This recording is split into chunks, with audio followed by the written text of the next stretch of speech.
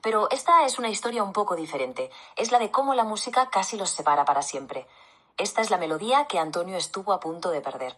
Y todo arranca con esta pregunta, que es la clave de todo. ¿De verdad puede una pasión, por muy bonita que sea, llegar a destruir un amor? Pues vamos a ver cómo algo tan puro como la música se convirtió poco a poco en el centro de un conflicto. Empezamos por el principio, como debe ser. El primer acto, su armonía inicial. Aquí es donde conocemos a dos personas que, aunque parecían de mundos distintos, encontraron una conexión, una conexión de esas que son únicas. Por un lado, tenemos a Antonio, un pianista para el que el mundo se explicaba a través de las teclas. Cada nota era como una palabra para él. Y a su lado estaba Felicia. Ella era diferente. No necesitaba entender de música porque sentía directamente la emoción que había detrás de cada compás. Él era el músico, sí, pero ella era el alma de esa música. ¿Y esta frase? Esta frase lo resume todo. Felicia no se sentaba a escuchar y ya está. ¿Qué va? Era su brújula emocional. Gracias a ella, la música de Antonio iba más allá de la técnica perfecta. Conseguía conectar de verdad. Digamos que en ese momento vivían en una armonía absolutamente perfecta.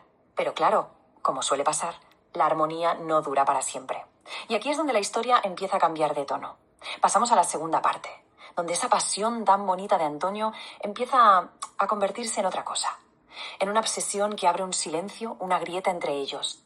Es que la vida de Antonio, de repente, se simplificó hasta el extremo. Se redujo a una sola palabra: practicar.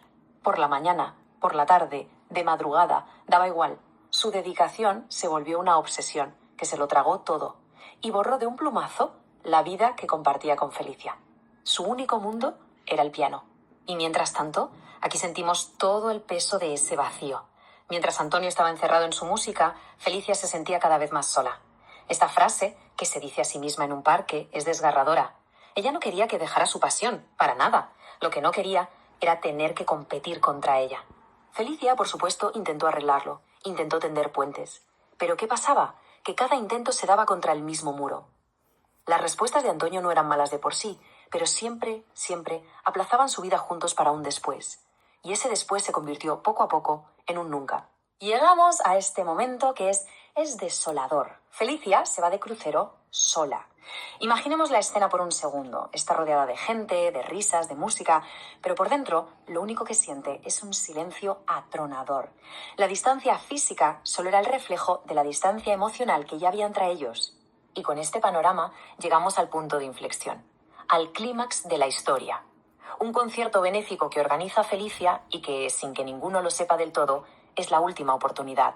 La nota final que decidirá si su melodía se rompe para siempre.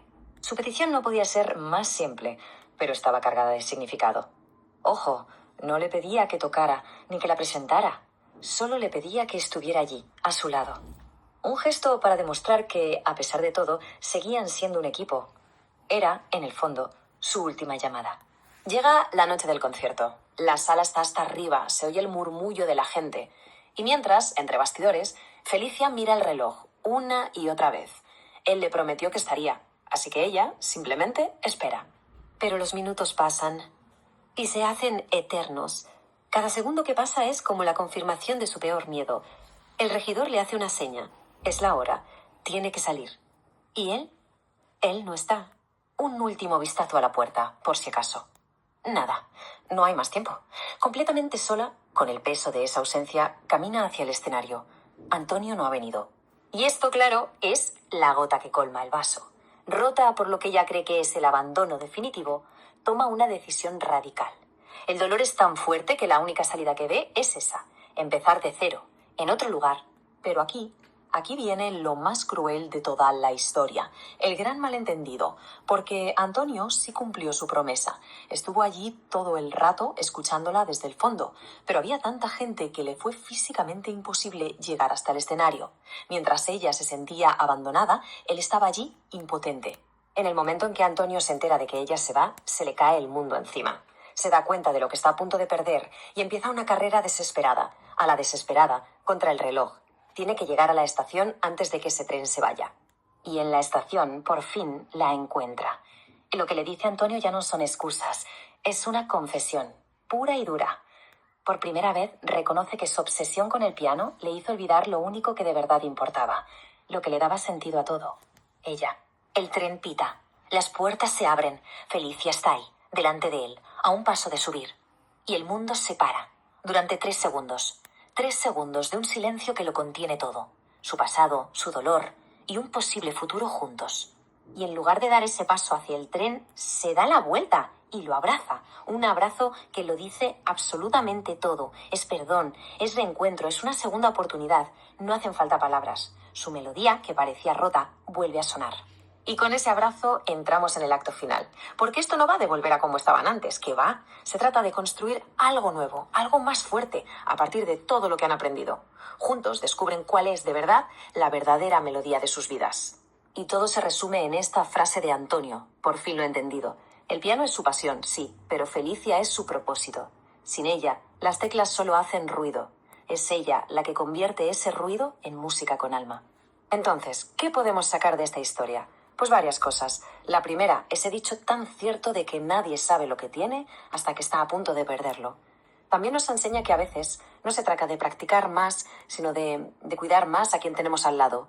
Y sobre todo, la lección más importante, que antes que cualquier pasión, por grande que sea, siempre tienen que estar las personas. Y para terminar, nos queda una reflexión en el aire. La historia de Antonio y Felicia nos invita a pensar un poco. ¿Quiénes son esas personas que le dan sentido a nuestra propia melodía? ¿Las estamos cuidando como se merecen? Una pregunta importante para no arriesgarnos nunca a perder nuestra propia música. Servicios en uso. Servicio, grabación del